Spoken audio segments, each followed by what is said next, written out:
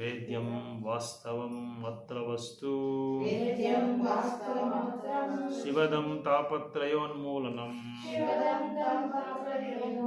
श्रीमद्भागवते महामुनिकृते किंबा परैरीश्वरः सद्यो हृदयावरुध्यते साद्यो हृदया अवरुध्यते अवरुध्यते यत्र कृतिभिः सुरसुभिस्तत्क्षणात्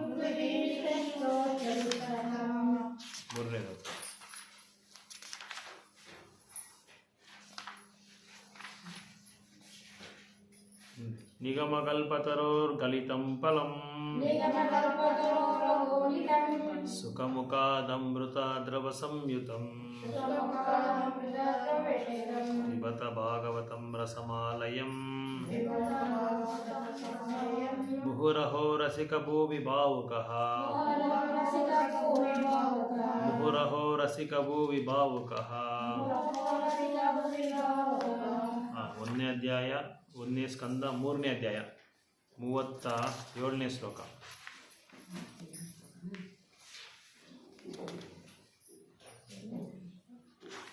ಪ್ರಭು ಇಲ್ಲಿಲ್ಲ ಬಂದಿದೆ ಬರುವಾಗಲ್ಲ.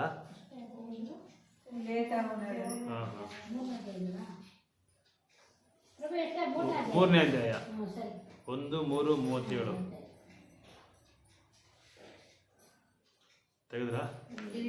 ಹಾಂ, ಮೂರನೇ ಅಧ್ಯಾಯ 37 ಶ್ಲೋಕ. ನೀವು ದಾರ ಅಲ್ಲಿ ಸರಿಯಾಗಿ ಹಾಕಿಡಲ್ಲ, ಮತ್ತೆ ಒಂದು ಕೃಷ್ಣಂದು ಇದಿಟ್ಕೊಳ್ಳಿ, ಫೋಟೋ ಮಾರ್ಕ್ ಇಟ್ಕೊಂಬಿಡಿ.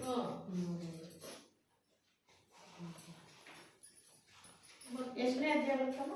ಮೂರನೇ ಅಧ್ಯಾಯ 37ನೇ ಶ್ಲೋಕ, ಅಧ್ಯಾಯ 3 ಮೇಲೆ ಇರುತ್ತೆ ನೋಡಿ, ಮೇಲೆ ಟಾಪಲ್ಲಿ 3 ಅಂತ ಇರುತ್ತೆ, ಅದನ್ನು ನೋಡಬೇಡಿ, ತೆಗಿರಿ, ಎಲ್ಲ ಫುಲ್ ತೆಗಿರಿ. ಇನ್ನೊಂದು ಅಲ್ಲ, 175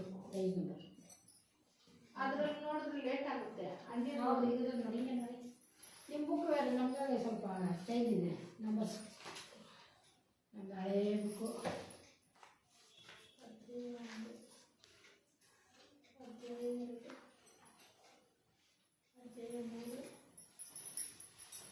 ಮೇಲೆ ತೋರಿಸಿ ಮಾತಾಡ್ರಿ, ನಂಬರ್ ತೋರಿಸಿ ಮೇಲೆ. ಅಲ್ಲ, ಪೇಜ್ ಮೇಲೆ ಅವ್ರಿಗೆ ನಂಬರ್ ತೋರಿಸ್ಬೇಕು. ಇಲ್ಲ ನೋಡಿ ಬಂದದ್ದು ಇಲ್ಲಿ ಸ್ಕಂದ ಒಂದ ಬುಕ್ದು ಅಧ್ಯಾಯ ಅನ್ನೋದು ಇಲ್ಲಿರುತ್ತೆ, ಆಮೇಲೆ ಶ್ಲೋಕ, ಅಧ್ಯಾಯ 3 ಶ್ಲೋಕ ಇದಿರುತ್ತಲ್ಲ, ಇದನ್ನು ಇಲ್ಲಿ ಸರಿಯಾಗಿ ಹಾಕಿಟ್ಬಿಡ್ದೆ.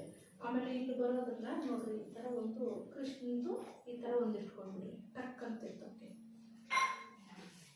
ನಾನು ಮನೆಗೆ ಹೋಗ್ತೀನಲ್ಲ, ನಾನು ಅದನ್ನ ಇಟ್ಕೊಂಡ್ಬಿಡ್ತೀನಿ. ಅದಕ್ಕೂ ಒಂದು ಕ್ಯಾಲೆಂಡರ್ ಇಟ್ಕೊಳ್ರಿ, ಚಿಕ್ಕದು, ಅಲ್ಲೊಂದು ಇಲ್ಲೊಂದು ಇಟ್ಕೊಂಡ್ಬಿಡಿ.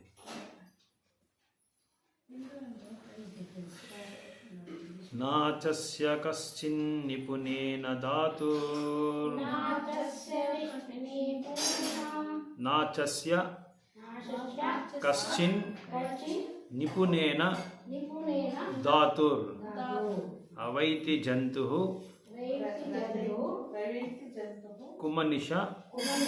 ಕುಮನಿಷಾತಿ ನಾಮಾನಿ ರೂಪಾನಿ ಮನೋವಾಚೋಭಿ ಸಂತನವತೋ ನತಚಾರ್ಯಂ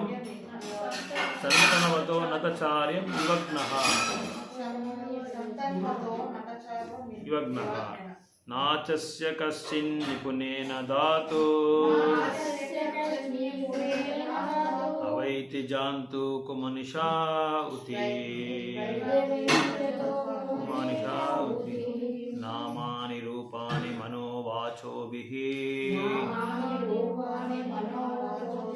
ಸಂತನವತೋ ನತಚಾರ್ಯಂ ವಿವಗ್ನಃ.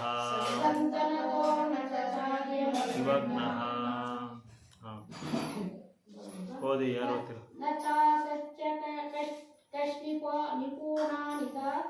ನಚಸ್ಯ ಕಶ್ಚಿನ್ ನಿಪುನೇನ ಧಾತು ಅವೈತಿ ಜಂತು ಕುಮನಿಷಾ ಸತೃತಿ नामानि रूपाणि मनोवाचोभिः सन्तनवतो नटचार्यमिवग्नः नाचास्य कश्चिन्निपुणेन दातु नाचस्य कश्चिन्निपुणेन दातु रैवती जन्तुः कुमनीषा अवैति जन्तुः मनीषाति नामानि रूपाणि मनोवाचोभिः नामानि रूपाणि सन्तन्मतो नटचर्यामिवाज्ञः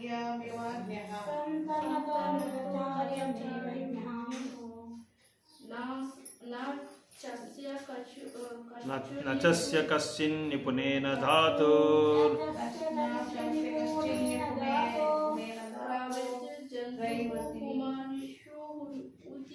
अवैति जन्तु कुमनीष उति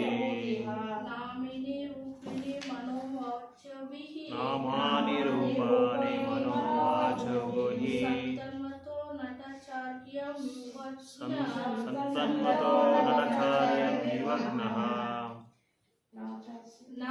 न ಇಲ್ಲ ಚ ಮತ್ತು ಅಸ್ಯ ಅವನ ಕಶ್ಚಿತ್ ಯಾರೊಬ್ಬನು ನಿಪುಣೇನ ಜನ್ಮೆಯಿಂದ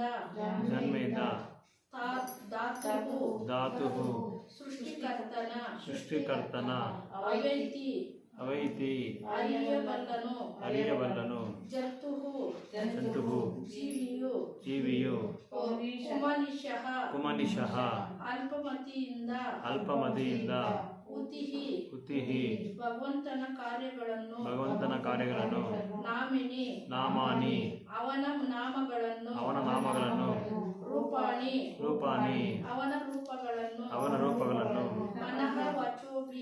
ಮನಃ ವಾಚೋಭಿಃ ಊಹಾತ್ಮಕ ಚಿಂತನೆಯಿಂದ ಅಥವಾ ಭಾಷಾ ಸರಣೆಯಿಂದ ಅಥವಾ ಸಂತನ್ವಿತಃ ಪ್ರದರ್ಶಿಸುತ್ತಿರುವ ನಟಚಾರ್ಯಂ ಒಂದು ನಾಟಕೀಯವಾದ ಅಭಿನಯವನ್ನು ಈ ರೀತಿಯಾಗಿ ಅಗ್ನಃ ಮೂರ್ಖರು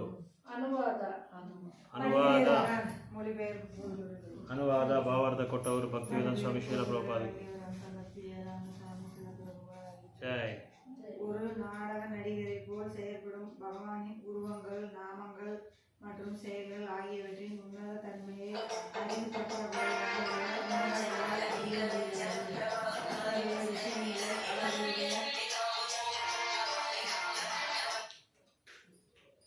ஒரு நாடக நடிகரை போல் செயல்படும் பகவானின் உருவங்கள், நாமங்கள் மற்றும் செயல்கள் ஆகியவற்றின் உன்னத தன்மையை அறிவு பற்றாக்குறையான உள்ள மூடர்களால் அறிய முடியாது. அத்தகைய விஷயங்களை அவர்களுடைய கற்பனைகளிலோ அல்லது வார்த்தைகளிலோ கூட அவர்களால் விவரிக்க முடியாது. பரம சத்தியத்தின் உன்னத தன்மையை ஒருவராலும் சரியாக விவரிக்க முடியாது. ஆகவேதான் அவர் சொல் மற்றும் மனதின் வர்ணனைகளுக்கு அப்பாற்பட்டவர் என்று கூறப்படுகிறது. இருப்பினும் அவரது செயல்களை பற்றிய குறையுடைய மனக்கற்பனை மற்றும் தவறான வர்ணனைகள்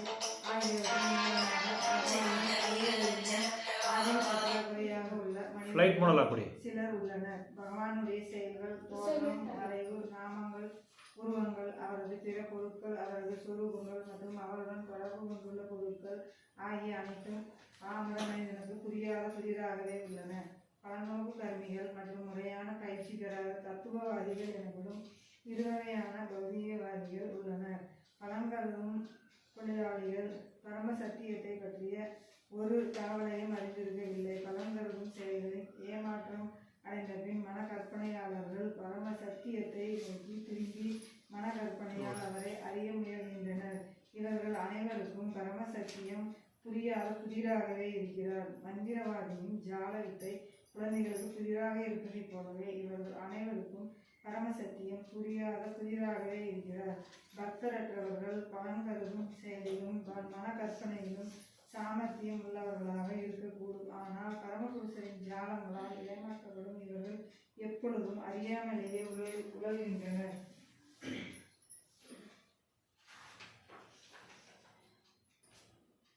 இத்தகைய குறைந்த அறிவினால் பகவானை பற்றிய புதிர் நிரம்பிய பிரதேசத்திற்குள் அவர்களால் ஊடுருவ இயலவில்லை.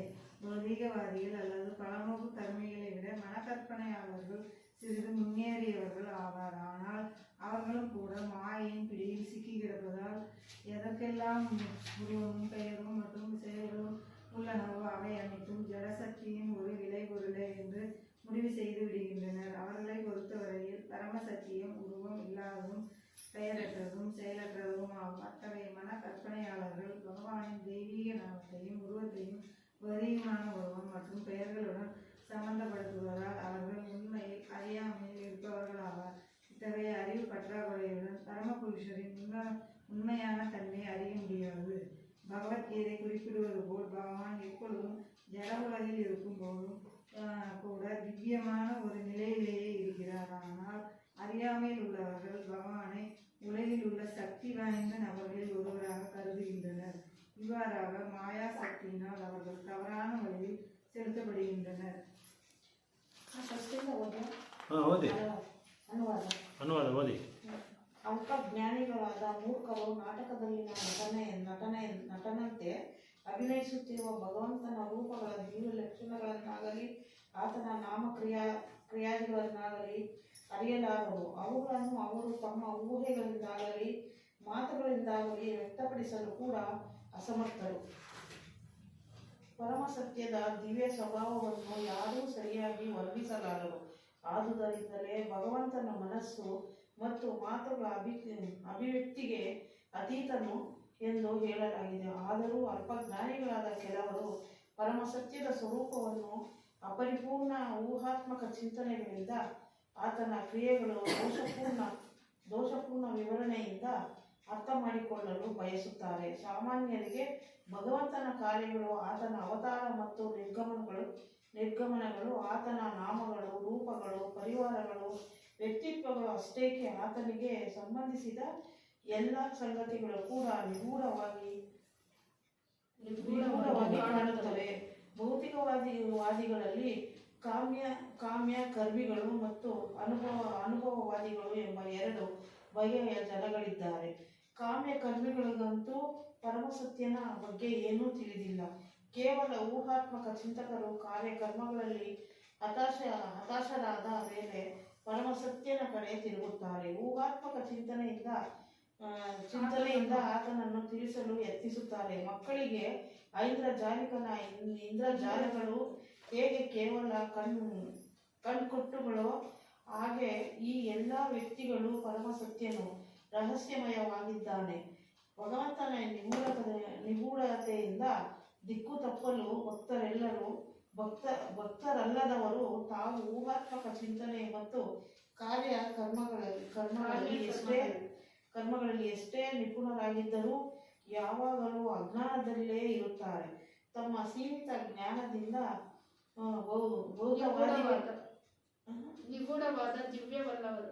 ನಿಗೂಢವಾದ ದಿವ್ಯ ವಲಯವನ್ನು ಭೇದಿಸಲು ಅವರು ಅಸಮರ್ಥರಾಗುತ್ತಾರೆ. ಜಡ ಭೌತವಾದಿಗಳಿಗಿಂತ ಅಥವಾ ಕಾಮ್ಯ ಕರ್ಮಗಳಿಗಿಂತ ಊಹಾತ್ಮಕ ಚಿಂತಕರು ಸ್ವಲ್ಪ ಮೇಲು ಆದರೂ ಅವರು ಕೂಡ ಮಾಯೆಯ ಹಿಡಿತದಲ್ಲಿರುವುದರಿಂದ ರೂಪ, ನಾಮ, ಕ್ರಿಯೆಗಳ ಯಾವುದೇ ಅಂಶವು ಭೌತಿಕ ಶಕ್ತಿಯ ಉತ್ಪಾದನೆಯಿಂದೇ ಅವರು ನಂಬುತ್ತಾರೆ. ಅವರ ದೃಷ್ಟಿಯಲ್ಲಿ ಪರಮಚೇತನನು ಆಕಾರಹೀನ, ನಾಮಹೀನ ಮತ್ತು ಕ್ರಿಯಾಹೀನ. ಹೀಗೆ ಊಹಾತ್ಮಕ ಚಿಂತಕರು ಭಗವಂತನ ದಿವ್ಯನಾಮ ಮತ್ತು ರೂಪಗಳನ್ನು ಐಹಿಕ ನಾಮರೂಪಗಳಿಗೆ ಸಮಾನವೆಂದು ಭಾವಿಸುವುದರಿಂದ ಅವರು ಅಜ್ಞಾನದಲ್ಲಿದ್ದಾರೆಂದು ಹೇಳಬೇಕು. ಭಗವಂತನ ನೈಜ ಸ್ವರೂಪವನ್ನು ಅವರು ತಮ್ಮ ಸೀಮಿತ ಜ್ಞಾನದಿಂದ ಅರ್ಥ ಮಾಡಿಕೊಳ್ಳಲು ಸಾಧ್ಯವಿಲ್ಲ. ಭಗವದ್ಗೀತೆಯಲ್ಲಿ ಹೇಳಿರುವಂತೆ ಐಹಿಕ ಜಗತ್ತಿನೊಳಗೆ ಇದ್ದಾಗಲೂ ಕೂಡ ಭಗವಂತನು ದಿವ್ಯ ಸ್ಥಿತಿಯಲ್ಲಿರುತ್ತಾನೆ. ಆದರೆ ಜ್ಞಾನಿಗಳು ಜಗತ್ತಿನ ಮಹಾ ವ್ಯಕ್ತಿತ್ವಗಳಲ್ಲಿ ಭಗವಂತನೂ ಒಬ್ಬ ಎಂದು ಭಾವಿಸುತ್ತಾರೆ. ಮಾಯಾ ಶಕ್ತಿಯಿಂದ ಅವರು ಹೇಗೆ ದಾರಿ ತಪ್ಪಿದವರಾಗಿದ್ದಾರೆ.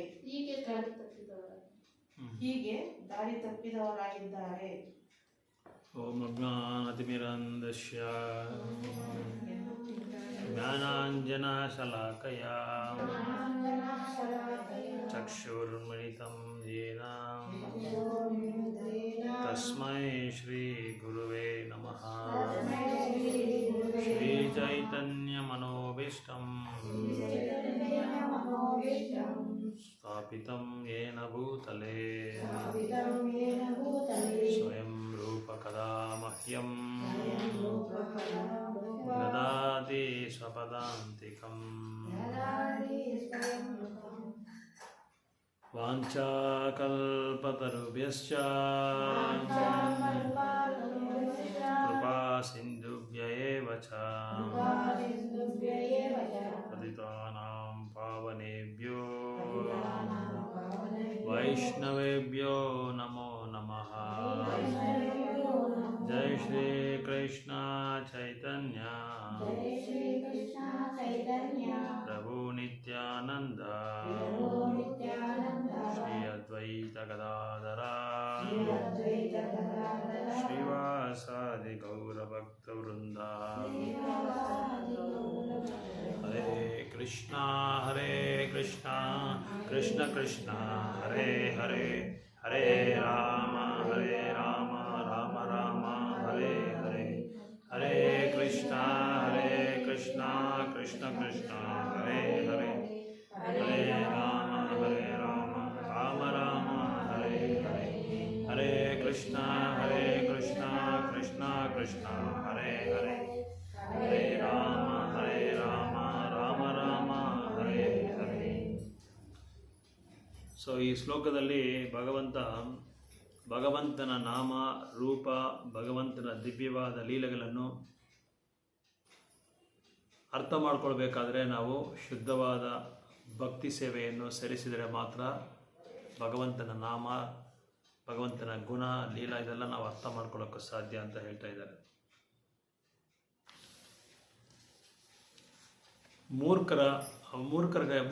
ಮೂರ್ಖರದ ಒಂದು ಬುದ್ಧಿ ಇಟ್ಕೊಂಡು, ಮೂರ್ಖತನ ಇಟ್ಕೊಂಡು ಭಗವಂತನ ಅರ್ಥ ಮಾಡ್ಕೊಳ್ಳೋಕ್ಕಾಗಲ್ಲ. பகவான் நம்ம புரிஞ்சுக்கணும்னா தூய்மையான பக்தி தொண்டு, தூய்மையான பக்தி சேவை நம்ம கைங்கரியம் பண்ணாதான் பகவான் நம்ம புரிஞ்சிக்க முடியும்ன்றது இங்கே சொல்லப்பட்டிருக்கு. முட்டாள்னால இது பகவானை புரிஞ்சிக்க முடியாது. அதுக்கப்புறம் மென்டல் ஸ்பெக்குலேஷன், மானசீகமாக நம்ம பகவான் இந்த 5 பௌத்திகமான புலங்களை வச்சு பகவான் நம்ம புரிஞ்சிக்க முடியாது சொல்லி சொல்கிறாங்க. 2 விதமான பௌத்திகவாதிகள் இங்கே இதில் இருக்காங்க. ஒருத்தர் காமியக்காரியான்னா பௌத்திகமான செயல்கள் செய்கிறவங்க, புலன் இன்பத்துக்காகவே செயல்படுறவங்க.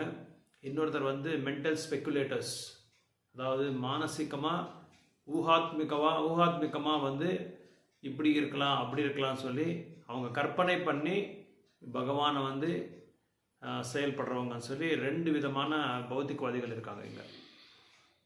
ஸோ இங்கே இந்த பகவானை நம்ம இதில் பகவத்கீதையில் சொன்ன மாதிரி சாதாரணமான ஜீவிகளுக்கு நான் காட்சி கொடுக்க மாட்டேன், தூய்மையான பக்தர்கள் மட்டும்தான் நான் காட்சி கொடுப்பேன், சாதாரணமான கர்மவாதிகளுக்கு நான் திரையை போட்டு வச்சுருப்பேன்னு சொல்லி சொல்கிறாங்க.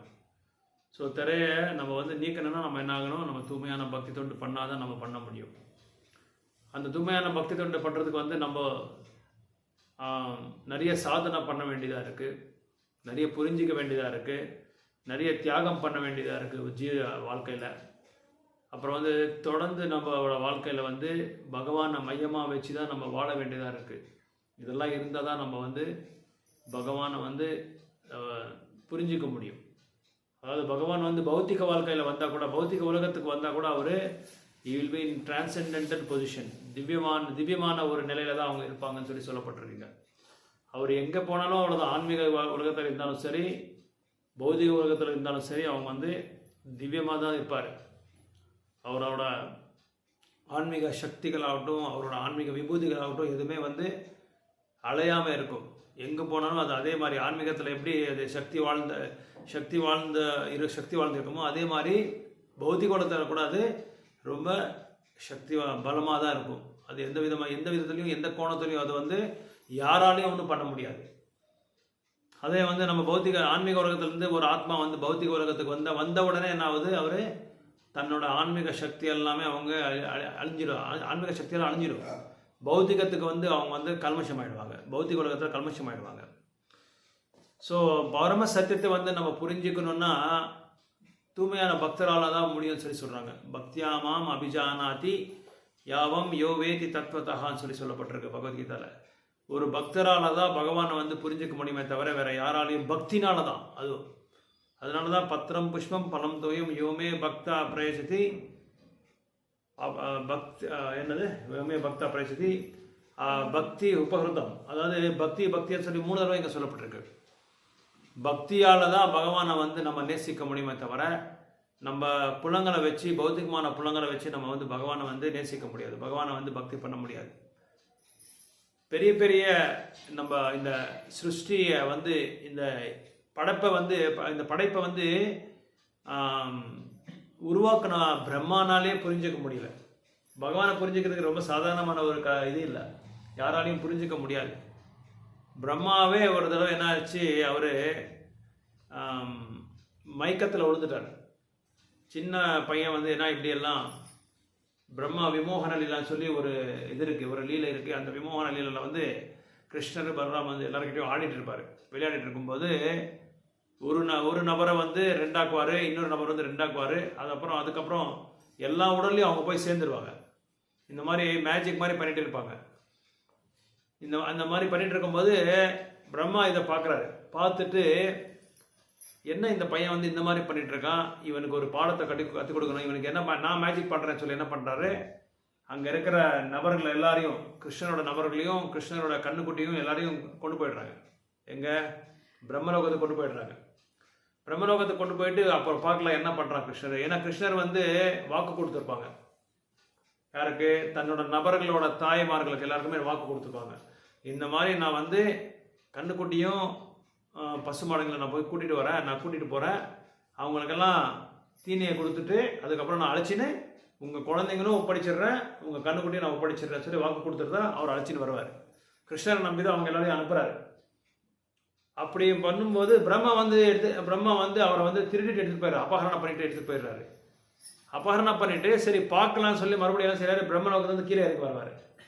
கீழே இறங்கி வந்தால் அங்கே எல்லாமே அவர் யாரையெல்லாம் எடுத்துகிட்டு போயிருப்பாங்களோ எல்லாருமே அங்கே இருப்பாங்க, ஒருத்தர் கூட மிஸ் ஆகாமல் இருப்பார். பிரம்மாவுக்கு ஆச்சரியமாயிடுது, என்னடா இப்படி, ஸோ என்னடா இந்த மாதிரி நான் இப்போ தானே அவரை வந்து அழைச்சிட்டு போய் என் இடத்துல வச்சுருக்கேன், அப்படி அதுக்குள்ளே எப்படி வந்துட்டாங்கன்னு சொல்லி யோசனை பண்ணால் இங்கே பார்த்து மறுபடியும் பிரம்மலோகத்துக்கு போகிறாங்க. அங்கே போனால் அங்கேயும் இருக்காங்க, இங்கேயும் இருக்காங்க. அதாவது எதுக்காக இந்த விமோகன லீலை பற்றி சொல்கிறேன்னா, பிரம்மானாலேயே அவரை புரிஞ்சிக்க முடியல. யாரை? கிருஷ்ணரை புரிஞ்சிக்க முடியல, பரமசத்தியத்தை வந்து புரிஞ்சிக்க முடியல. அப்போ சாதாரணமான நம்ம மாதிரி ஆத்மாக்கள் எல்லாமே நம்மளால் புரிஞ்சிக்கவே முடியாது, ரொம்ப ரொம்ப கஷ்டம். அது புரிஞ்சுக்கிறோன்னா அதே சொன்ன மாதிரி பாகவதத்தை நம்ம படிக்கணும், தொடர்ந்து பாகவதத்தை படிக்கணும். முக்கியமாக சத் சங்கத்தில் சேரணும். சத் சங்கத்தில் இல்லைன்னா நம்ம வந்து புரிஞ்சிக்கவே முடியாது பாகவதமே. இப்போ ஒரு நபர் வந்து எம்ஃபில், பிஹெச்டி, பெரிய பெரிய படிப்பெல்லாம் படிச்சிருப்பாங்க, பௌதிகமாக பெரிய பெரிய காலேஜில் ப்ரொஃபஸராக இருப்பாங்க, நிறைய கல்வி, பௌதிகமான கல்வி நிறைய படிச்சிருப்பாங்க, நிறைய நீங்கள் பார்க்கலாம், எம்டி, எம்எஸ் இன்னும் படிச்சிருப்பாங்க, நிறைய டிகிரிஸ் எல்லாம் வச்சுருப்பாங்க. என்னதான் படித்தாலும் இந்த ஆன்மீகமான ஒரு படிப்புக்கு வந்து ஒரு தக்க குரு வேணும், ஒரு பிராமணிகமான குரு வேணும். அவர்கிட்ட மட்டும்தான் நம்ம வந்து இந்த படிப்பை வந்து புரிஞ்சிக்க முடியும், கற்றுக்க முடியுமோன்றது ஆச்சாரிய சில சொல்லியிருக்காங்க. ஸோ அதனால் பகவானை புரிஞ்சுக்கணுன்னா அவராலேயே முடியல. ஏன்? பலராமராலேயே முடியல. பலராமர் அவரோட அம்சம், அவரோட வடிவம், அவராலேயே முடியல. அவர் என்ன பண்ணுறாருன்னா, பலராமர் என்ன சொல்கிறாருன்னா, அவரோட அந்த ஆயிரக்கணக்கான படைகள் இருக்கு இல்லையா, அந்த படைகளால் இப்பவும் வந்து புகழ்ந்து பாடிட்டே இருக்காரு பலராமர் இப்பவும் இன்னைக்குமே. ஸோ பலராமனாலே புரிஞ்சிக்க முடியல. ஒரு தடவை போட்டில் போயிட்டுருக்காங்க நிறைய பேர், கிருஷ்ணரும் பலராமரும், அப்புறம் வந்து நிறைய கோபியர்கள் எல்லாமே அங்கே உட்காந்துருக்காங்க போட்டில் உட்காந்துட்டு போகும்போது அதுக்கு அங்கே அந்த போட்டுக்கு வரதுக்கு முன்னாடி, போட்டுக்கு என்ன சொல்கிறீங்க? நௌகா தமிழில் படகு. அந்த படகுல போயிட்டு இருக்கும்போது கிருஷ்ணர் பலராமரை கூப்பிடுறாரு, போகிறதுக்கு முன்னாடியே கூப்பிடுறாரு, பலராமன் என்ன சொல்றாரு, அப்பா நான் உங்க கூட வரமாட்டேன்ப்பா சுவாமி, நீ ஏதாவது ஒன்று வம்பு செஞ்சுட்டே இருக்கிற, உங்ககிட்ட மட்டும் நான் வரமாட்டேன்னு சொல்றாரு. இல்லை அந்த மாதிரியெல்லாம் ஒன்றும் இல்லை, நீ தப்பா நினைக்காத, வானா நீ நான் ஒன்றும் பண்ண மாட்டேன், நான் எதுவுமே எந்த விதமான சேட்டை பண்ண மாட்டேன். ஏன்னா கிருஷ்ணர் வந்து சேட்டை பண்ணுறதுல நான் பெரிய உயர்ந்தமான ஒரு நபர். சரி, பலராமர் எவ்வளோதான் கட்டாயப்படுத்தலும் வரல பலராமர். அப்போ கிருஷ்ணர் வந்து இல்லை நீ வந்து தான் ஆகணும்னு சொல்லி இவர் வரப்படுத்து அவரை அவரை அந்த படகு மேலே உட்கார வைக்கிறாரு. அவருக்கு தெரியும் இவர் ஏதாவது ஒன்று பண்ணுறாருன்னு நல்லா தெரியும். சரி, என்ன பண்ணுறாரு, படகை ஓட்டுறவர் வந்து ஓட்டிகிட்டே இருக்காரு. போகிற நடுவில் என்ன பண்ணுறாரு, தன்னோட காலில் இருக்கிற அந்த என்ன சொல்கிறது, ஃபிங்கருக்கு என்ன சொல்கிறீங்க, காலில் அந்த விரலை வச்சு அந்த படகை வந்து கொஞ்சம் லைட்டாக அப்படி அதை அழுத்துறாரு. அது அழுத்தவொடனே ஓட்டாயிடுது. அது ஓட்ட ஆன உடனே தண்ணி கொஞ்சம் கொஞ்சமாக வருது. அதுக்கு முன்னாடி இவங்க 2 பேர் உட்காரதுக்கு முன்னாடி அங்கே நிறைய கோபியர்கள் எல்லாம் உட்காந்துருக்காங்க. எல்லா கோபியர்களும் அங்கே உட்காந்துருக்காங்க. ஃப்ளைட் போட லாக் பண்ணுறது யாரும் ஃப்ளைட் போட லாக் பண்ணி அது அழுத்தின உடனே இல்லை ஸ்விட்ச் ஆஃப் மாவடி ಸ್ವಲ್ಪ ಒಂದು 10 நிமிஷம்.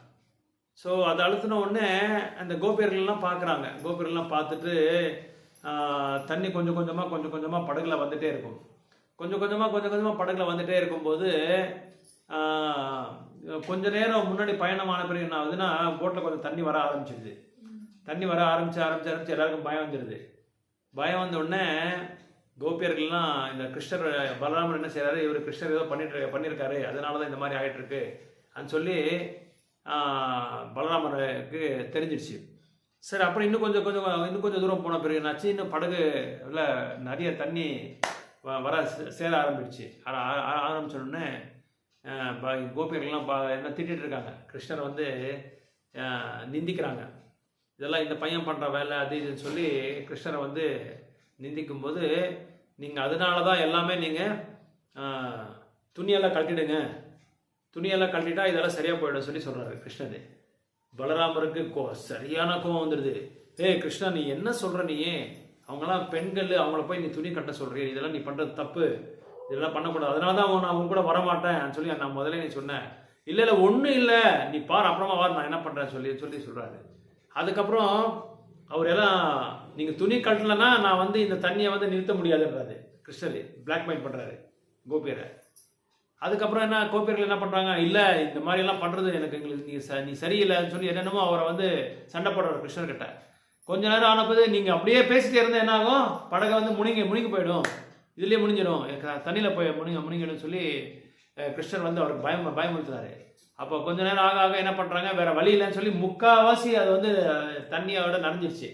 நனைஞ்ச உடனே இவங்க சொன்ன பேச்சு கேட்கலன்னா நம்ம வந்து உயிரோட போக முடியாதுன்னு சொல்லி என்ன பண்ணாங்க, எல்லாமும் துணியை கழட்டாங்க. பலராமர் கண்ண மூடிடுறாங்க இப்படி. கிருஷ்ணர் அப்புறம் கிருஷ்ணர் மேலே சண்டை போடுறாரு பலராமர். அப்போ பலராமுக்கு சொல்கிறார் கிருஷ்ணர் சொல்கிறார், பலராமா நீ கண்ணை திறந்து பாரு என்ன இருக்குன்னு சொல்லி, ஏதாவது தப்பாக நடந்திருந்தா நீ என்ன சொன்னாலும் நான் வந்து ஏற்றிக்கிறேன்னு சொல்லி சொல்கிறாரு. அப்போ அந்த கண்ணை திறந்து பார்த்த உடனே பெரிய பெரிய ரிஷிமுனிவர்கள் எல்லாமே உட்காந்துருக்காங்க அந்த படகுல. எல்லா ரிஷிமுனிவர்களும் தியானம் பண்ணிட்டு இருக்காரு, பகவானோட நாமத்தை சொல்லி தியானம் பண்ணிட்டு இருக்காரு.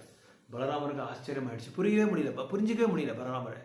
என்னடா இது, கோபியராக இருந்தார், இப்போ இப்படி பலராமர் ஆகிட்டா, இவங்க எல்லாமே முனிவர்கள் ஆகிட்டாரு, என்ன கிருஷ்ணா உன்னோட மாயா எனக்கு புரியலன்னு சொல்லி சொன்னார். நான் உனக்கு முன்னாடியே சொன்னேன், நான் எதுவும் சேஷ்டை பண்ணுறதுலன்னு சொன்னேன், இல்லை நீ தான் என்ன நம்பலையே, நான் என்ன பண்ணுறது, இவெல்லாம் பெரிய பெரிய முனிவர்கள், இவங்களை யார் தெரியுமா உனக்குன்னு கேட்டாங்க. எனக்கு என்னப்பா தெரியும், உன்னை புரிஞ்சிக்கவே முடியலப்பா, என்ன நான் உன் கூடையே இருக்கேன் ஆனாலும் உன்னை புரிஞ்சிக்க முடியலன்னு சொல்லி சொல்கிறாரு. அதுக்கப்புறம் தான் கிருஷ்ணன் சொல்கிறாரு, இவங்கெல்லாம் யாருன்னா திரேதாயுகத்தில் வந்து நான் ராமனோட அவதாரம் எடுக்கும்போது அந்த ஒரு லீலையில் நான் என்ன பண்ணேன், இவங்க எல்லாமே இந்த பெண்கள் எல்லாமே அயோத்தியாவில் என்னை வந்து பார்த்த உடனே என்னோட அழகுக்கு மயங்கி என்னை வந்து புருஷனாக வேணும்னு சொல்லி அவங்க வந்து கேட்டுக்கிட்டாங்க. என்னை புருஷனாக ஏற்றிக்கோங்கன்னு சொல்லி வரப்படுத்தி என்னை வந்து கெஞ்சினாங்க. அப்போது ரொம்ப பிரார்த்தனை பண்ணாங்க. அப்போ நான் அவங்கக்கிட்ட ஒரு வாக்கு கொடுத்தேன், உங்களை எல்லாரையும் நான் வந்து மனைவியாக ஏற்றுக்கிறதுக்கு நான் தயாராக இருக்கிறேன், ஆனால் ஒரே ஒரு அதுக்கு நிபந்தனை இருக்குது. இந்த ஒரு யுகத்தில் திரேதா யுகத்தில் நான் வந்து ஏகபத்னி விரதத்தை வந்து நான் கடைப்பிடிச்சிட்டு இருக்கேன், அதனால் இந்த யுகத்தில் வந்து நான் பண்ண முடியாது, உங்கள் ஆசையை நிறைவேற்றுறதுக்காக நான் என்ன செய்கிறேன், துவாபர யுகத்தில் கிருஷ்ண பலராமரா நான் வரேன். அப்போ உங்களை வந்து நான் என்ன பண்ணுறேன், மனைவியாக ஏற்றிக்கிறேன் சொல்லி அவங்களுக்கு வாக்கு கொடுத்ததுனால இவங்கெல்லாம் என்ன பண்ணாங்க, கிருஷ்ணர் எனக்கு புருஷனாக வரணும், தர்மபத்தியாக வரணும்னு சொல்லி திரேதா யுகத்துல இருந்து துவாபர யுகத்தில் வரைக்கும் அவங்க வந்து ஆயிரக்கணக்கான வருடங்கள் வந்து இவங்க தியானத்தில் உட்காந்துருக்காங்க. அவங்க தான் இந்த கோபியர்கள் எல்லாருமே சொல்லி சொல்கிறாங்க. இவங்க எல்லாருமே அவங்க தான். அதனால் அவங்கள என்ன செஞ்சேன், கிருஷ்ணர் என்ன செய்கிறாரு, அவங்க இது நதிக்கு போகும்போது குளிச்சுட்டு இருக்கும்போது அவங்க துணி எல்லாமே திருடிடுறாங்க. ஸோ ஒரு பெண்மணி வந்து தன் வந்து நக்னமாக இருக்கணும்னா ஒரு புருஷன் முன்னாடி தான் நக்னமாக இருக்க முடியும். அதனால கிருஷ்ணர் அவங்கள வந்து மனைவியாக ஏற்றிக்கிட்டாங்க, எல்லாரையும் வந்து மனைவியாக ஏற்றிக்கிட்டாங்க. ஸோ இந்த மாதிரி கிருஷ்ணரை வந்து புரிஞ்சுக்கணும்னா ஒரு ஆழமாக நம்ம வந்து சாஸ்திர நூல்களை வந்து படிச்சிருந்தா தான் நம்மளால் போக முடியும். இன்னொன்று எல்லாருமே கேட்பாங்க, கிருஷ்ணர் வந்து எப்போ பார்த்தாலும் இப்போ இது பெண்களுக்கு டைப் பண்ணுறாங்க, அது பண்ணுவாங்கன்னு சொல்லி நிறைய வந்து மென்டல் ஸ்பெகுலேஷன் பண்ணுறாங்க.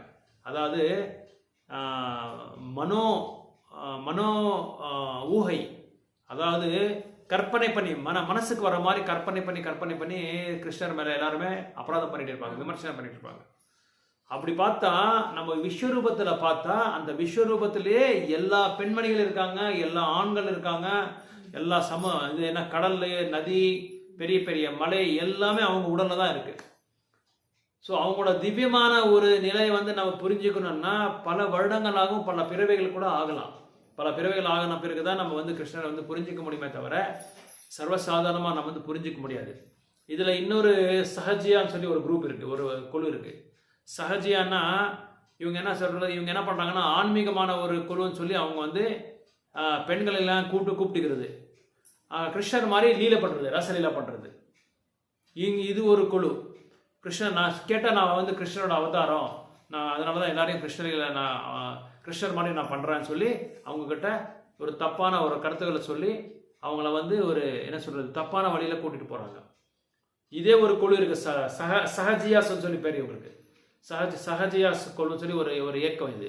ஸோ இந்த மாதிரி நிறைய வந்து கிருஷ்ணர் மேலே வந்து கற்பனை பண்ணி நிறைய இயக்கங்கள் வந்து உருவாக்கியிருக்காங்க மக்கள் வந்து. ஸோ அதை வந்து நம்ம என்ன செய்யணும், பரிசீலனை பண்ணி எந்த இயக்கத்தில் வந்து கிருஷ்ணரை பற்றி நம்ம புரிஞ்சுக்க முடியுன்றது நம்ம வந்து நிறைய சரியான சம்பிரதாயத்தை. அதனால தான் நான் 2வது ஸ்லோகம் படித்தேன், தர்ம போர்ஜித கைத்தவோத்ரா நிர்மத்சரானாம். அந்த 2வது ஸ்லோகம் அதான் சொல்கிறாங்க. இது என்ன வேச மகர்ஷி வேதவியாசர் எந்த சம்பிரதாயம் வந்து அபசம்பிரதாயமாக இருக்கணும், அந்த அபசம்பிரதாயத்தை வந்து நீங்கள் காலால் ஒதுக்கணும்னு சொல்லி சொல்கிறாங்க. காலால் ஒதுக்கணும் அபசம்பிரதாயத்தை. உண்மையான சம்பிரதாயம் அது வந்து பாகவத தர்மான்னு சொல்லி சொல்கிறாங்க.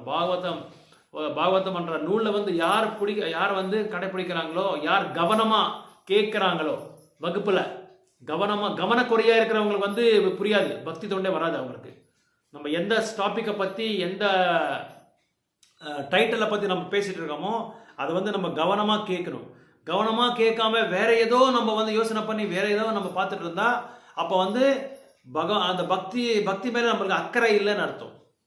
அந்த அக்கறை இல்லாதப்போ என்ன ஆகுது, பகவான் என்ன செய்கிறாங்க, இவங்களுக்கு வந்து வேற ஏதோ பண்ணுறாங்க, இவங்க வேற எந்த வேலையும் பண்ணிட்டு இருக்காங்க, இவங்களுக்கு வந்து நம்ம வந்து வேற யார்கிட்ட பக்தி இருக்கோ அவங்களுக்கு மேலே கருணை அதிகமாக காமிப்பாங்க. அதனால கவனம்ன்றது நான் லாஸ்ட் டைம் கோயிலில் கூட சொல்லும்போது சொன்னேன், ஃபோக்கஸ்ன்னு சொன்னேன். அந்த கவனம் வந்து ரொம்ப ரொம்ப இம்பார்ட்டன்ட். அர்ஜுனரை கூட நான் வந்து உங்களுக்கு வில்லு அந்த இந்த இது என்ன சொல்றது பக்ஷியோட கண்ணுக்கு வந்து அவர் எய்ம் வச்சு கவனத்தோடு வச்சு அதை வந்து வில்லு அடிக்கிறார், வில்லு வந்து பிரயோகம் பண்ணுறாரு. அந்த மாதிரி கவனமாக வந்து நம்ம பக்தி தொண்டு பண்ணாதான் பகவானுக்கு வந்து புரியும். இவர் வந்து ரொம்ப கான்சன்ட்ரேட்டாக இருக்காரு, ரொம்ப வந்து என்ன சொல்கிறது கவனமாக என் மேலே பக்தி தொண்டு பண்ணுன்ற ஒரு நோக்கம் இவருக்கு இருக்குது, ஒரு இன்க்யூசிட்டிவ்னஸ் இருக்குது, ஒரு அக்கறை இருக்குது, இவங்களுக்கு ஒரு தீவிரமாக இருக்காங்க இவங்கன்னு சொல்லி பகவான் என்ன செய்வாங்க, அவங்களுக்கு இன்னும் பக்தியே இந்த பாகவதத்தையும், ஏன்னா பகவத்கீதை வந்து சாதாரண யாரும் புரிஞ்சிக்க முடியாது. இது எவ்வளோ பெரிய பெரிய படிப்பு படிச்சிருப்பாங்க, படித்தா கூட இதை வந்து புரிஞ்சிக்க முடியாது. இதை வந்து படிச்சுட்டு புரிஞ்சுக்கிட்டு மற்றவங்க கிட்ட நம்ம கேட்கணும், கேட்டால் தான் இது புரியும். ஒரு சின்ன பதத்தை கூட நம்ம வந்து படிக்காமல் இருந்தால் அதை விட்டுட்டா கூட என்ன ஆகிடும்னா அது வேறு மாதிரி ஆகிடும். நீங்கள் பாகவதமில் கூட 6வது ஸ்கந்தமும் 5வது ஸ்கந்தத்தில் வந்து இவரை பற்றி சொல்லியிருக்காரு. இந்த யார் ஒரு பேர் என்ன, அசுரர் பேர், 4 பிராமணர் வந்து யக்னம் பண்ணிட்டு இருப்பாங்க. அந்த யக்னம் பண்ணிட்டு இருக்கும்போது சில மந்திரங்கள்லாம் உச்சரணை பண்ணுவாங்க.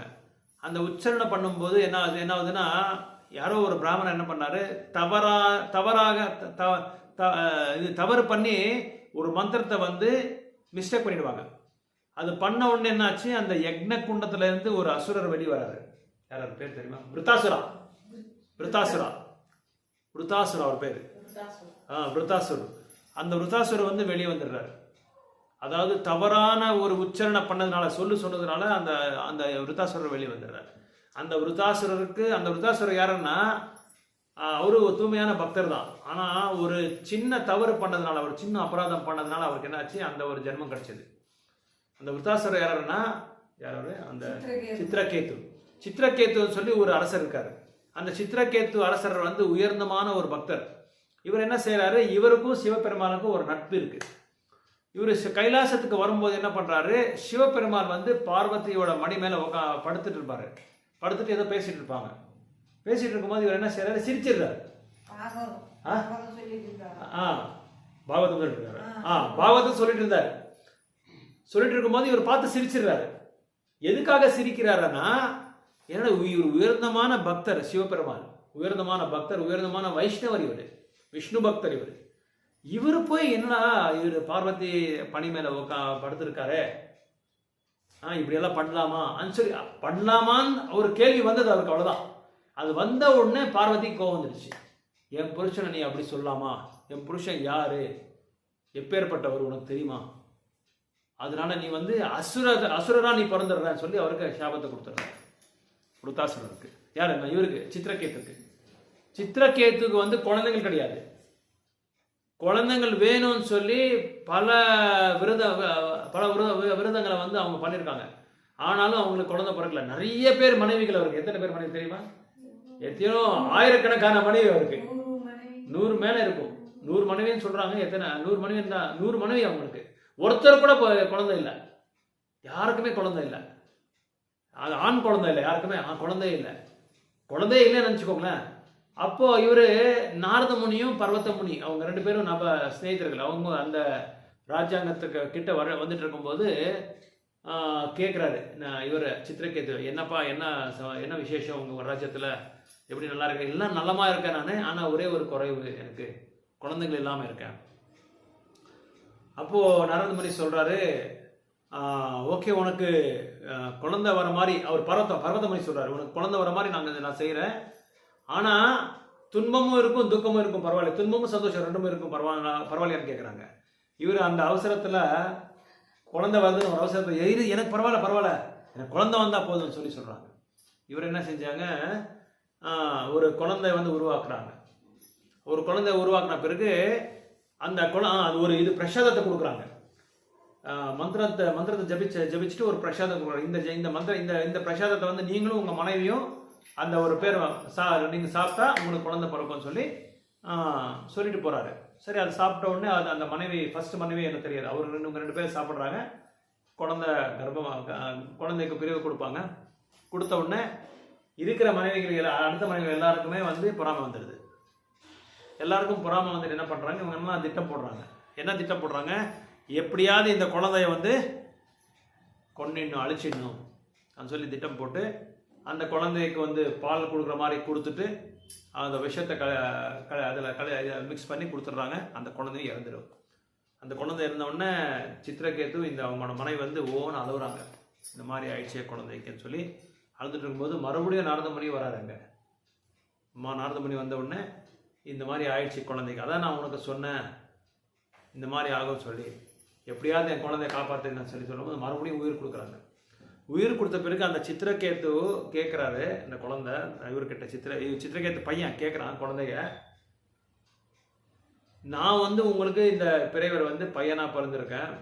ஏன்னா இவர் சித்திரகேத்து சொல்கிற, என்னை விட்டு எங்கேயும் போகாத, என் கூடயே நீ இருக்கணும் அப்படின்னு சொல்லும்போது, ஓகே இந்த பிறவியில் நான் வந்து உங்கள் கூட இருக்கிறேன், எந்த பிறவியில் வந்து நீங்கள் சிறப்பான ஒரு குழந்தைய பற்றி இருக்கீங்க சொல்லுங்க பார்க்கலாம் சொல்லி கேட்குறாங்க. இந்த பிறவியை விட்டுருங்க, மற்ற எத்தனையோ பிறவை நம்ம எடுத்துருப்போம் இல்லையா, அந்த அத்தனை பிறவிலையும் சிறப்பான தாய் தந்தை யாருன்னு சொல்லி நீங்கள் சொல்ல முடியுமான்னு சொல்லி கேட்குறாங்க. அப்போ இவர் யோசனை பண்ணுறாரு, எந்த பிறவியில் வந்து சிறப்பான தாய் தந்தை இருக்காங்கன்னு சொல்லி கேட்குறாங்க. அப்போ சொல்கிறாங்க, அவர் சித்திரகேத்து பையன் சொல்கிறான், இது எல்லாமே பௌத்திகமான ஒரு பிறப்பு. பௌத்திகமான பிறப்பில் வந்து நம்ம வந்து நாயாக பிறந்திருக்கலாம், கழுதையாக பிறந்திருக்கலாம், பசுமாடாக பிறந்திருக்கலாம், ஒரு கிருமியாக பிறந்திருக்கலாம், ஒரு என்ன சொல்கிறது கிடக்கேனோ செடியாக பிறந்திருக்கலாம். இத்தனை 84 லட்சம் ஜீவராசிகள் இருக்குது. அந்த 84 லட்சம் ஜீவராசிகள் எந்த பிறப்பு நான் வந்து உத்தமம்னு சொல்கிறதுன்னு சொல்லி கேட்குறாங்க. எல்லா பிறப்பும் வந்து பௌதிகமானது தான், எது வந்து உயர்ந்தமானது கிடையாது. உயர்ந்தமான பிறப்பு எதுன்னா குரு கிட்ட நம்ம வாங்குறோம் இல்லையா, தீக்ஷா, அதுதான் செகண்ட் பர்த்னு சொல்கிறாங்க. அதுக்கு த்விஜான்னா பிராமணான்னு சொல்லி அர்த்தம். அந்த 2வது பிறப்பு தான் உயர்ந்தமான பிறப்பு. இது எல்லாமே நாயும் குழந்தைய பற்றிக்கும், மிருகங்க எல்லா விலங்குகளும் குழந்தைங்க பற்றிக்கும், எல்லா கிருமிகளும் விழுந்த இது வந்து குழந்தைங்களை பற்றிக்கும். ஆனால் உண்மையான ஒரு பிறப்பு எதுன்னா ஆன்மீக குரு கிட்ட நம்ம தீட்சை வாங்கி அவங்கள எப்போ வந்து அவங்கள கடைப்பிடிக்கிறோமோ அவங்களோட நியமங்களை வந்து அப்போ தான் அதான் உண்மையான பிறப்புன்னு சொல்லி சொல்கிறாங்க. ஸோ இந்த மாதிரி சித்திரகேத்து, இவர் தான் சித்திரகேத்து. இந்த சித்திரகேத்து என்ன பண்ணுறாங்க, கைலாசத்தில் போகும்போது இப்படி விமர்சனம் பண்ண பிறகு அவருக்கு விருத்தாசுரராக மாறிடுறாரு. விருத்தாசுரராக மாறிட்டு அவருக்கும் இந்திரனுக்கும் வந்து போர் நடக்குது. அது நல்லா இருக்காது. 4வது ஸ்கந்தம் 5வது ஸ்கந்தம், அது 4, 5, 6 இந்த 3 ஸ்கந்தத்தில் ஏதோ ஒரு ஸ்கந்தத்தில் இருக்கும். 5, 6 தான் வரும். ரொம்ப விசேஷமாக இருக்காது, அதை நீங்கள் படிக்கணும். அப்போ 2 பேருக்கு போர் நடந்து இந்திரன் வந்து ஜெயிச்சிடறான். விருத்தாசுரன் வந்து உண்மையான தூய்மையான பக்தன். அவன் என்ன செய்யறான், விருத்தாசுரன் இந்திரனால போர் பண்ண, இந்திரனால அவரால் ஜெயிக்கவே முடியல விருத்தாசுரன். அந்த அளவுக்கு பலசாலி விருத்தாசுரன். நிறைய நாட்கள் நடக்குது 2 பேருக்கும் போர். நடக்க இந்திரனை வந்து எப்படியோ ஜெயிச்சிடறான். ஆனால் பௌத்திகமாக இந்திரன் ஜெயிச்சிடறான். ஆனால் விருத்தாசுரன் வந்து ஆன்மீகமாக ஜெயிச்சுட்டு பகவான் கிட்ட போயிடுறான்.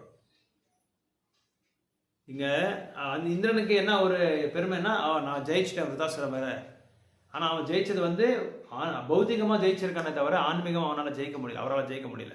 ஆனால் விருத்தாசுரன் அசுரனாக இருந்தால் கூட, அதில் நல்லா வர்ணிக்கிறாங்க பிரபுபாதர், அசுரனாக இருந்தால் கூட பகவானை நினச்சிட்டே அவர் போர் பண்ணார். எப்படி கிருஷ்ணர் அர்ஜுனர் வந்து பகவத்கீதையில் குருக்ஷேத்திரத்தில் தன்னை கிருஷ்ணரை நினச்சிட்டே எப்படி போர் பண்ணாரோ, அவர் சொன்ன பிறகு எப்படி அவர் சரணாகதி ஆகி பகவத்கீதை கேட்டு போர் பண்ணாரோ, அதே மாதிரி விருத்தாசுரர் கூட அந்த போர் இந்திரன் மேலே போர் பண்ணி பகவானோட லோகத்துக்கு போயிடுறாரு. அங்கே சக்ஸஸ் யாருக்குன்னா விருத்தாசுரனுக்கு தான், பௌதிக இவருக்கு இந்திரனுக்கு கிடையாது.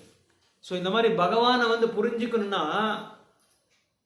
முட்டாள் நபர்கள்னால புரிஞ்சிக்க முடியாதுன்றது இந்த ஸ்லோகால சொல்லிட்டு இருக்காங்க. அதனால் தூய்மையான பக்தி தொண்டுனால பாகவதம், பகவத்கீதா, சைத்தன்ய சரிதாமிரதா, இந்த மாதிரி தர்மசாஸ்திரங்களை நம்ம படித்தாதான் பகவான் வந்து புரிஞ்சிக்க முடியும், இல்லைன்னா புரிஞ்சிக்க முடியாது. இல்லைன்னா எப்படி ஆகினா, இப்போது ஒரு மேஜிக் ஷோ இருக்குது. மேஜிக் ஷோவில் அந்த மேஜிக் மாஸ்டர் என்ன பண்ணுவாங்க, மேஜிக் பண்ணிகிட்டே இருப்பாங்க, கையை பண்ணியிருப்பாங்க. பாரு இப்போ நான் கை திறக்கிறேன் 100 ரூபாய் நோட்டு வருதுன்னு சொல்லுவாங்க. அப்புறம் வந்து ஒரு கர்ச்சீப் வைப்பாங்க. இது பாருங்கள், கர்ச்சீப் பார்த்தீங்களா, என்ன எதுவுமே இல்லை. அப்புறம் பாக்கெட்டில் இப்படி வச்சுட்டு கர்ச்சீப் எடுப்பாங்க, ஒரு 500 ரூபாய் நோட்டு வரும். இந்த மாதிரி எல்லாம் மேஜிக் பண்ணிட்டு இருக்கும்போது குழந்தைகள் என்ன நினைப்பாங்க, ஓ இது உண்மைன்னு சொல்லி நினைக்கிறாங்க. அவங்க கண்ணுக்கு இது உண்மையாக தான் நடக்கும். அதே மாதிரி தான் நான் டிவோட்டிஸ்,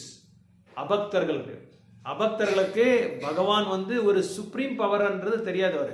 ஏதோ ஒரு சக்தி உங்ககிட்ட இருக்குன்றது மட்டும்தான் தெரியுமே தவிர அவர் தான் முழுமுதல் கடவுள்ன்றது அவங்களால புரிஞ்சிக்க முடியாது. ஏன் புரிஞ்சிக்க முடியாதுன்னா, இந்த கண்கள் வந்து பௌதிகமான கண்கள், அவங்க காமபாவமாக அது பார்க்குறாங்க. அதனால் அவங்க பகவானை வந்து நேரடியாக வந்து அவங்கள புரிஞ்சிக்க முடியாது.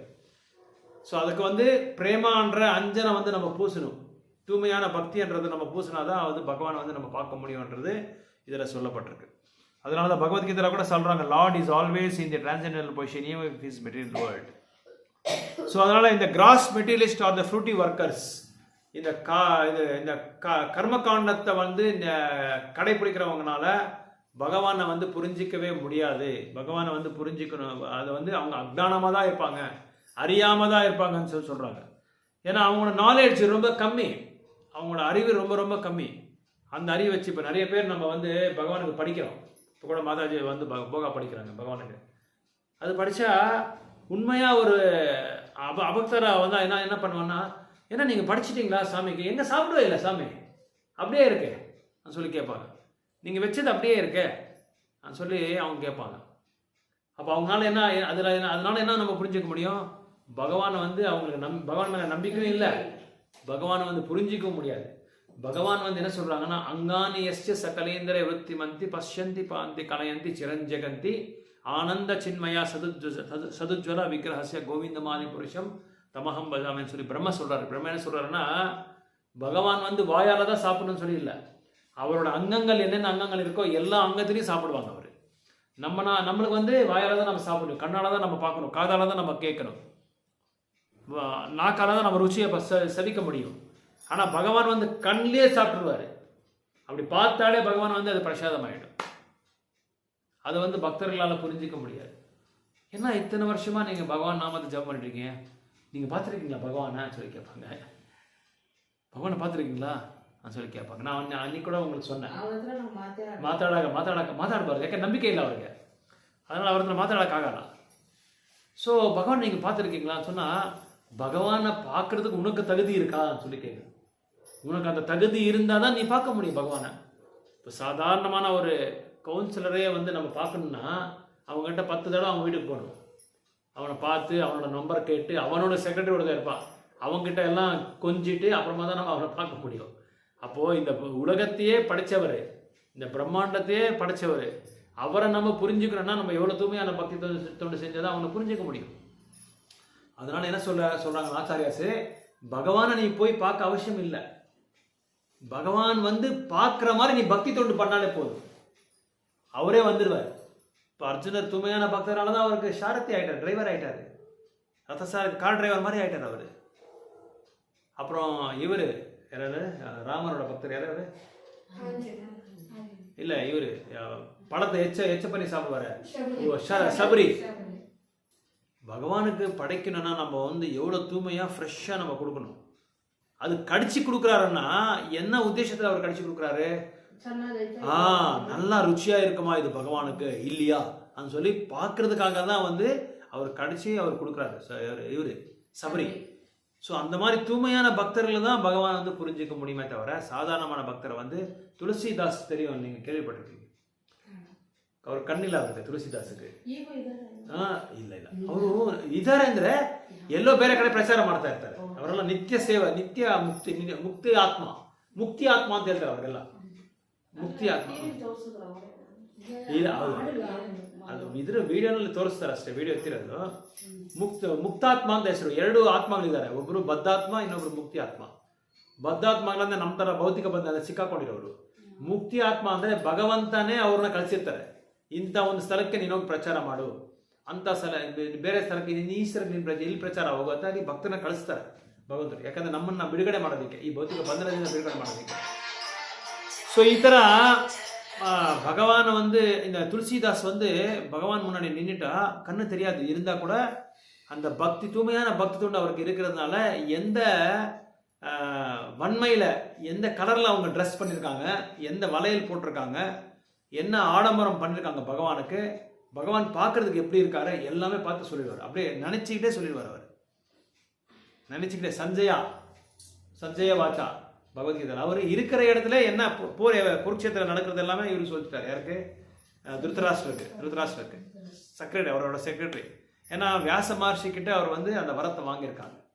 அதனால் தூய்மையான பக்தர்கள் வந்து இங்கே உக்காந்தே வந்து பகவானை வந்து அவர்கிட்ட வரவேற்க முடியும். இப்போ அரண்மனைக்கு போகும்போது அஸ்தினாப்பூரில் துரியோதனர் எவ்வளோ அவரை கெஞ்சி கதர்னாரு கிருஷ்ணரை வர சொல்லி. ஆனால் கிருஷ்ணர் போல அங்கே பல வகையான என்ன சொல்கிறது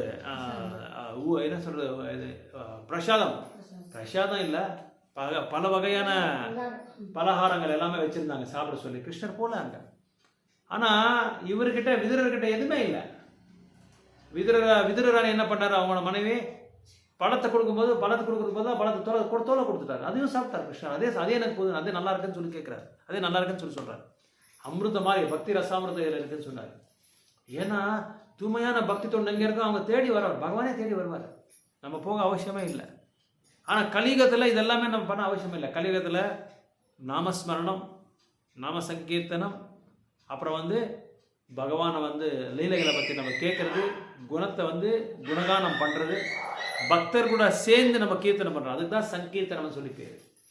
நம்ம தனியாக ஜபம் பண்ணுறதுன்னா நிறைய நம்ம வந்து தவறுகள் பண்ணுவோம், நிறைய அபராதங்கள் பண்ணுவோம். யார் பற்றியோ நம்ம யோசனை பண்ணுவோம், யார் பற்றியோ நம்மளுக்கு வந்து நிறைய என்னது டிஸ்டர்பன்ஸ் நிறைய இருக்கும். ஆனால் பக்தர் கூட பண்ணும்போது நம்மளுக்கு ஒரு பயம் இருக்கும். ஒரு பக்தர் பார்த்தா இன்னொரு பக்தருக்கு பயம் இருக்கும், அந்த பக்தர் பார்த்தா இன்னொரு பக்தர் பயம் இருக்கும். ஒரு பக்தர் நிறைய கரெக்டாக பண்ணிட்டு இருக்காரு, நம்ம கூட கரெக்டாக பண்ணலாம் அப்படின்னு சொல்லி ஒரு கான்ஷியஸ்னஸ் வந்து பியூரிஃபைட் கான்ஷியஸ்னஸ் வரும், தூய்மையான ஒரு உணர்வு நம்மளுக்கு வரும். அதனால தான் சத் சங்கதம் பண்ணுறது காரணமே அதே தான்.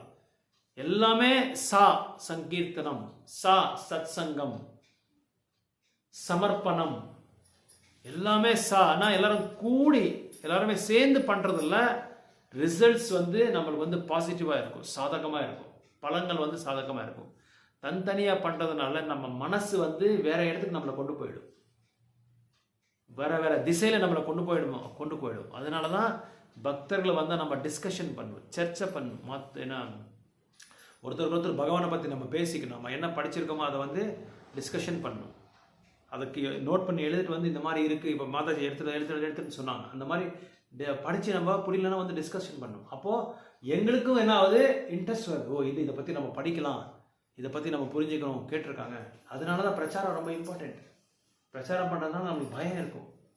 யார் எந்த கேள்வி கேட்குறாங்களோ எதை பற்றி அந்த அந்த டாபிக் பற்றி நம்ம தெரிஞ்சு தான் ஆகணும், இல்லை பேச முடியாது நம்மளால். யாரை பற்றியும் நம்ம பேச முடியாது, பௌத்திகமாக நம்ம பேச முடியாது, பௌத்திகமாக பேசவும் கூடாது. அப்புறம் நம்மளுக்கு சொன்னது நம்ம கற்பனை பண்ணி சொல்லக்கூடாதுன்றாங்க. இதில் கற்பனை பண்ணி சொல்கிறவன் வந்து சரியான முட்டாள், அவனை பார்த்தாலே பிடிக்காது பகவானுக்கு. ஏன்னா அவங்க நிறைய என்ன சொல்கிறது, நூல்களை இல்லாத விருத்தமாக நிறைய கருத்துக்கள் கொடுப்பாங்க.